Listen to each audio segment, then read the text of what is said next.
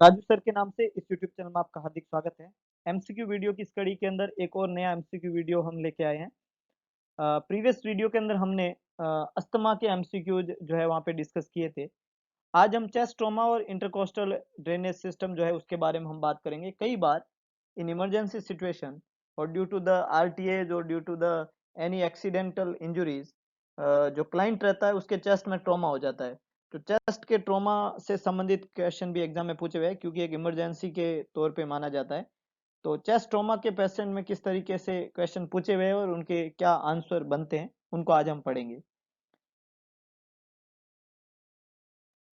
Question है, client who is recovering from chest trauma से एक मरीज रिकवर कर रहा है, to be discharge home with a chest tube drainage system intact, और उसको डिस्चार्ज किया जा रहा है। चेस्ट ट्यूब ड्रेनेज सिस्टम जो है वहां पे लगा हुआ है। चेस्ट ट्रॉमा का मरीज है, चेस्ट ट्यूब ड्रेनेज सिस्टम लगा हुआ है, तो उसको हम आज डिस्चार्ज करने जा रहे हैं। अब क्वेश्चन ने ये पूछा है कि the nurse should instruct the client to call the physician for which of the following, किस चीज के लिए फिजिशियन को कॉल करेंगे। फर्स्ट है respiratory rate greater than 16 breath per minute, continuous bubbling in the water seal chamber,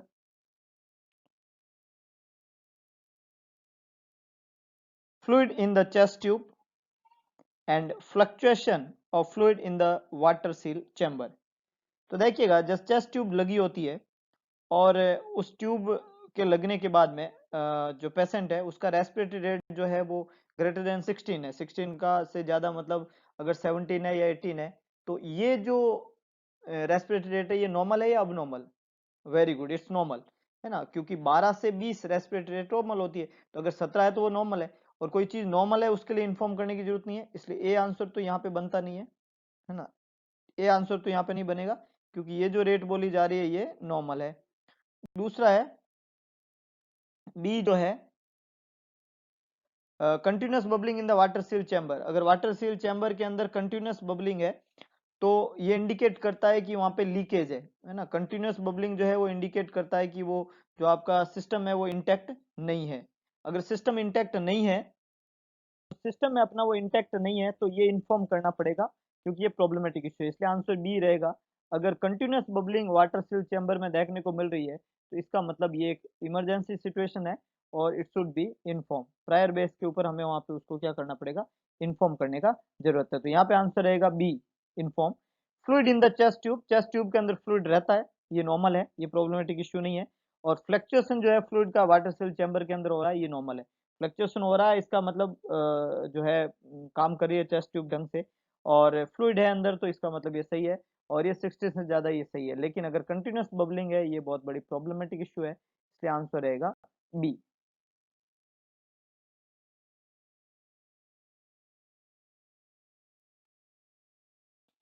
next है which of the following finding would suggest pneumothorax in A trauma victim.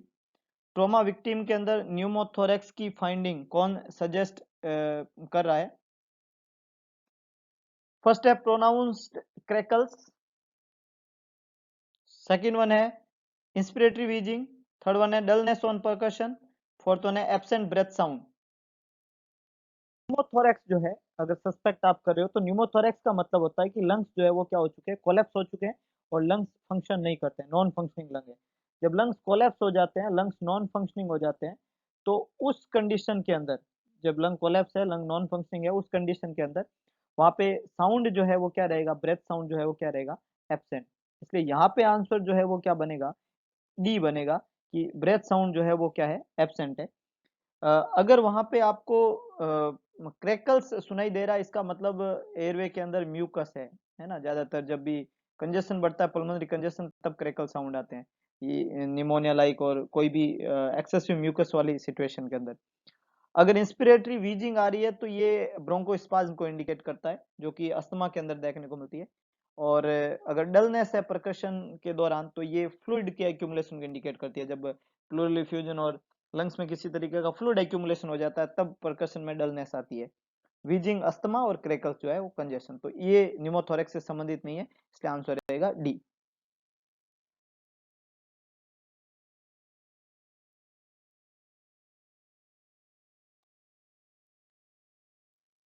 Next है again identify the image.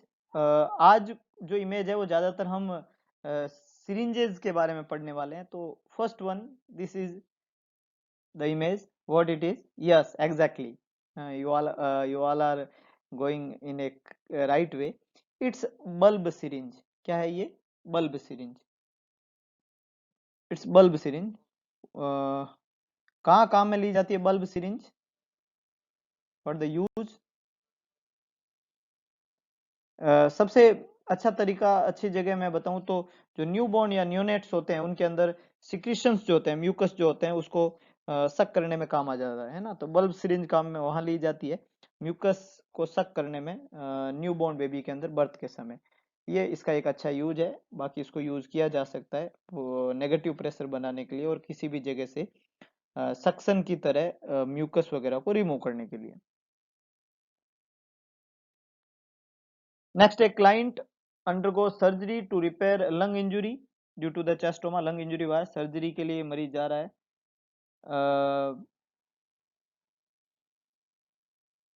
Post operative orders include the transfusion of 1 unit of pack red cell at a rate of 60 ml per hour. How long would will transfusion take to infuse? कितना time लेगा transfusion? Post operative order है transfusion का, 1 unit pack cell देनी है आपको, 60 ml पर over के हिसाब से देना है। तो ट्रांसफ्यूजन कितना टाइम लेगा? ऑप्शन है 2 ओवर, 4 ओवर, 6 ओवर और 8 ओवर्स। क्या कहता है आपका गणित? कितना टाइम लेगा ट्रांसफ्यूजन? 60 ml पर ओवर के हिसाब से आपको देना है। एग्जैक्टली, वेरी गुड, है ना। मैक्सिमम पीपल जो है इस बात से अवेयर है कि ट्रांसफ्यूजन कितना टाइम लेता है, और ये बिल्कुल सही बात है कि ये 4 घंटे लेता है। इट्स 4। अच्छा, 4 ओवर जो ट्रांसफ्यूजन टाइम लेता है, कैसे लेता है? तो देखो, नॉर्मली 1 यूनिट जो ब्लड होता है, नॉर्मली पैक रेड सेल जो होती है, वो ऑन एंड अबाउट 250 ml होता है। कितना होता है? 250। और 60 ml अगर पर ओवर से अपन दे रहे हैं तो कितना चला जाएगा, जो है कितना चला जाएगा वहां पे 4 घंटे में? तो अगर आप 60 को 4 से मल्टीप्लाई करो तो 240 आता है। 240 ml जो है वो 4 घंटे, मतलब अबाउट 250 ml। तो एंटायर जो टाइम रहता है सिंगल यूनिट के ट्रांसफ्यूजन का, वो 4 ओवर्स होता है। 4 घंटे से ज्यादा टाइम नहीं लगना चाहिए, कम लग सकता है, ज्यादा नहीं लगना चाहिए। क्यों? क्योंकि ज्यादा टाइम अगर लगता है तो वहां पे ग्रोथ होती है बैक्टीरिया की, और उसकी वजह से सेप्टिसीमिया की रिस्क रहती है। To prevent growth of bacteria and to minimise septicaemia, it should be finish within 4 overs.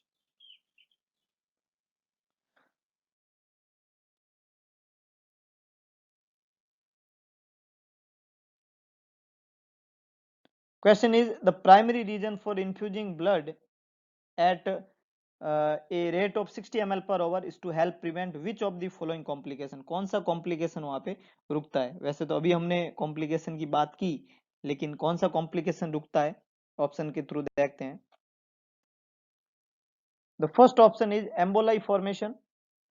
The second option is fluid volume overload. The third one is red blood cell hemolysis, and the fourth option is allergic reaction. अगर आप 60 ml से blood दे रहे हो पर over तो क्या prevent होगा, कौन सा कॉम्प्लिकेशन? तो जब रेट की या वॉल्यूम की बात होती है तो वॉल्यूम ही आंसर बनना चाहिए। हम यहाँ पे ऊपर जब ऑप्शन में वॉल्यूम की बात करें तो जवाब भी वॉल्यूम बनेगा।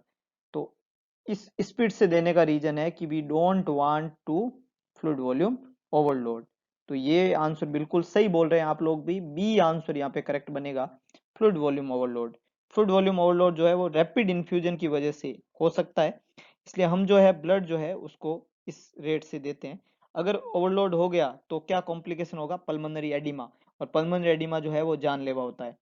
एम्बोलाई का फॉर्मेशन जो ए ऑप्शन में दिया हुआ है, इसके अलावा रेड ब्लड सेल हेमोलाइसिस जो सी ऑप्शन में दिया हुआ है, और एलर्जिक रिएक्शन जो है जो डी ऑप्शन में दिया है, इसका संबंध ब्लड के रैपिड इन्फ्यूजन से नहीं है। रैपिड इन्फ्यूजन का सीधा संबंध जो है ओवरलोड से, इसलिए आंसर बी बनेगा।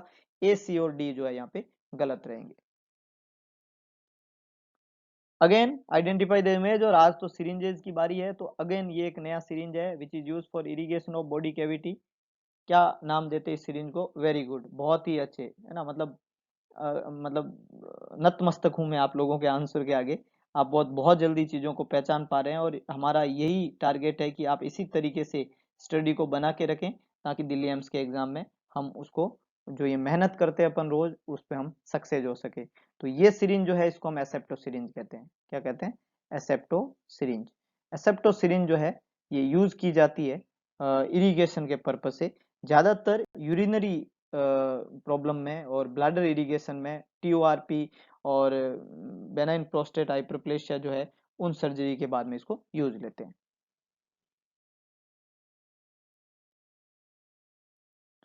नेक्स्ट है client's chest tube is to be removed by the physician.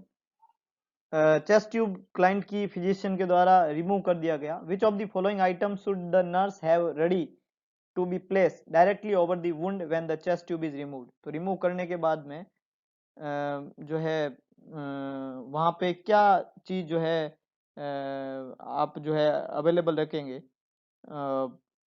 जो है रिमूव करने के बाद में क्या चीज डायरेक्टली प्लेस करेंगे उस साइट के ऊपर जो आपके पास में होना चाहिए। फर्स्ट ऑप्शन है बटरफ्लाई ड्रेसिंग, सेकंड ऑप्शन है मंटोगमरी स्ट्रैप, थर्ड वन है फाइन मैश गोज ड्रेसिंग और फोर्थ वन है petroleum goes dressing. Which is the correct one? Maximum people says it's D. Is it? Yes, yes, yes, very good. तो it's D, है ना, ये D है और आप सही है। पेट्रोलियम गोज ड्रेसिंग जो है वहां पे होना चाहिए। जैसे ही हम चेस्ट ट्यूब रिमूव करते हैं एक पेट्रोलियम गोज जो है वहां पे रखते हैं वुंड के ऊपर और उसको ड्राई स्टेराइल ड्रेसिंग से हम कवर कर देते हैं। अ, ये क्या होता है कि एयर टाइट जो सील होता है इसकी वजह से एयर टाइट वहां पे सीलिंग होती है और एयर लीक होने की संभावना जो है वो मिनिमाइज हो जाती है और एयर का मूवमेंट जो है वो ना बंद हो जाता है। बैंडेज जो है वो हम अप्लाई नहीं करते हैं वुंड के ऊपर डायरेक्टली। बैंडेज जो है वुंड के ऊपर कभी डायरेक्टली अप्लाई नहीं करना होता, इसलिए पेट्रोलियम जेली हमने वहां पे काम में लिया। मॉन्टेगमरी स्टेप जो है वो यूज किया जाता है एडेसिव के तौर पे। जब हमें ड्रेसिंग की रिक्वायर होती है, बहुत फ्रिक्वेंटली हमें ड्रेसिंग को चेंज करना होता है, तो हम वहाँ पे काम में लेते हैं। और कांस्टेंट रिमूवल ऑफ एडेसिव जो है वो स्किन को डैमेज करता है, तो वो हम वहाँ पे काम में नहीं ले सकते। मैश गोज जो लिखा हुआ है सी ऑप्शन के अंदर, फाइन मैश गोज ड्रेसिंग, वो एयर के मूवमेंट को वहाँ पे अलाउ करता है, जबकि हमें यहाँ पे एयर मूवमेंट नहीं कराना है। तो एयर मूवमेंट नहीं कराना है, डायरेक्टली वहाँ पे चिपकने जैसा ड्रेसिंग नहीं करना, फ्रिक्वेंटली चेंज करने की हमें यहाँ पे जरूरत नहीं है। और डायरेक्ट वुंड के ऊपर बटरफ्लाई ड्रेसिंग जो होती है वो वहाँ पे उस तरीके का वो रहता है, पैकिंग रहता है जो हम बैंडेज टाइप का रहता है जिसको हम डायरेक्ट अप्लाई नहीं कर सकते। इसलिए आंसर यहाँ पे बनेगा डी, जो पेट्रोलियम गोज ड्रेसिंग है वो यहाँ पे सही है।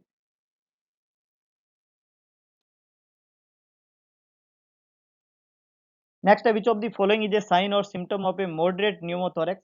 मॉडरेट न्यूमोथोरेक्स के साइन एंड सिम्टम जो है वो कौन से है? फर्स्ट है sudden sharp chest pain, wheezing breath sound over affected side, haemoptysis or cyanosis. तो यहाँ पे न्यूमोथोरेक्स के साइन पूछे हुए हैं। देखिएगा न्यूमोथोरेक्स के साइन और सिम्टम के अंदर सबसे पहला इंपॉर्टेंट साइन एंड सिम्टम होता है सडन शार्प चेस्ट पेन, जो कि यहाँ पे आपको ए ऑप्शन में दिख रहा है। तो आंसर जो अपना बनना चाहिए वो डेफिनेटली ये है। न्यूमोथोरेक्स का सबसे पहला साइन होता है sudden sharp chest pain.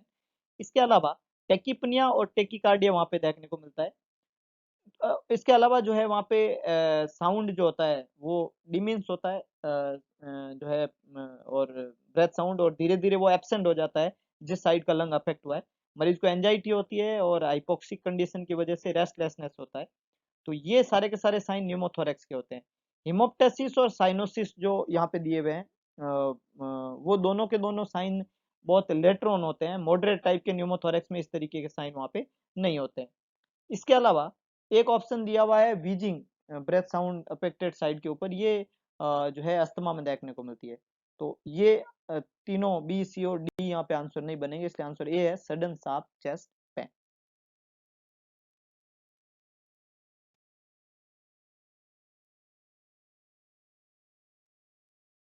Next है chest to be inserted in a client with a pneumothorax for which of the following reason. Pneumothorax के मरीज में चेस्ट ट्यूब इंसर्ट करने का क्या रीजन है वहां पे? why we are inserting chest tube in a patient with pneumothorax? First है फॉर एडमिनिस्ट्रेशन ऑफ ऑक्सीजन, हम ऑक्सीजन एडमिनिस्ट्रेशन करने के लिए चेस्ट ट्यूब लगाते हैं. Is it true? It's not true. Very good.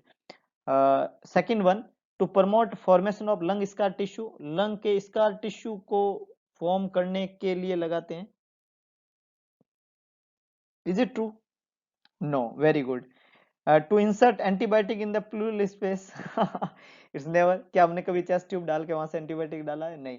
तो द मीन इज दैट कि these all are the option is very funny and it's not the purpose of chest tube.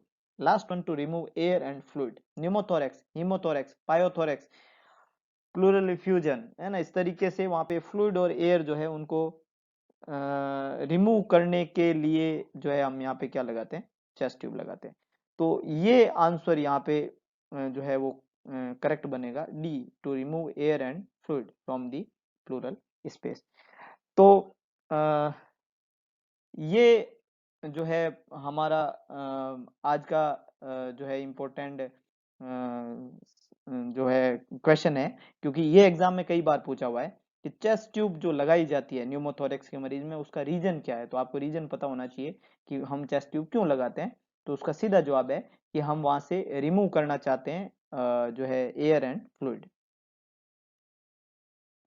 Again identify the image and this is the image, what it is, है ना, ये क्या है आपको पहचानना है. दो सिरिंज हम पहले पढ़ चुके हैं, एसेप्टो सिरिंज और बल्ब सिरिंज. और ये किसका इमेज है, बहुत इंपॉर्टेंट.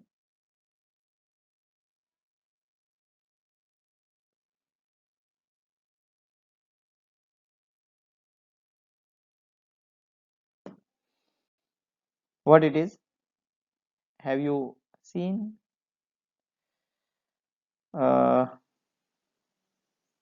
इससे पहले कभी आपने सिरिंज को देखा हो? तो अब मैं नाम बता ही देता हूँ. ये जो सिरिंज है इसका नाम है टॉमी सिरिंज. क्या बोलते हैं इसको, है ना. अभी तक आपने किसी कुत्ते का नाम ही टॉमी सुना होगा, लेकिन वास्तव में टॉमी सिरिंज भी होती है. इस सिरिंज को नाम दिया जाता है Tommy syringe. Tommy syringe. Tommy syringe जो होती है ये यूज की जाती है यूरोलॉजी डिपार्टमेंट में ही, जब मरीज के ब्लैडर के अंदर जब प्रोस्टेट की सर्जरी होती है और ब्लैडर में बहुत ज्यादा क्लॉट बनते हैं, तो उन क्लॉट को रिमूव करने के लिए ब्लैडर का इरिगेशन के पर्पज से इसका भी यूज किया जाता है. जिस तरीके से एसेप्टो सिरिंज काम में लेते हैं, उसी तरीके से इसको ब्लैडर इरिगेशन में यूज करते हैं, क्लॉट्स को निकालने के लिए, बड़े क्लॉट्स को. टॉमी सिरिंज इसको नाम दिया जाता है. तो यहाँ पे आंसर है टॉमी सिरिंज. तो ये कुछ इंपॉर्टेंट एमसीक्यूज थे जो चेस्ट ट्रॉमा से संबंधित और इमेज बेस्ड के क्वेश्चन थे. इसी तरीके के मजेदार वीडियो का आनंद उठाने के लिए जुड़े हुए रहिए मेरे यूट्यूब चैनल से. अगर आपको वीडियो पसंद आया तो वीडियो को लाइक करें, वीडियो को शेयर करें और कमेंट बॉक्स में अपना सुझाव जरूर डालें. इसके अलावा एक काम जरूर करें, इस चैनल और इस वीडियो को मैक्सिमम लोगों तक पहुंचाएं, ताकि एग्जाम से पहले हम कई सारे लोगों की इस छोटी सी मेहनत के द्वारा मदद कर सकें. और अगर हमारी वजह से किसी एक की भी मदद होती है तो विश्वास रखिएगा, हमें बहुत सुकून महसूस होगा. करके देखिएगा, अच्छा लगता है. धन्यवाद.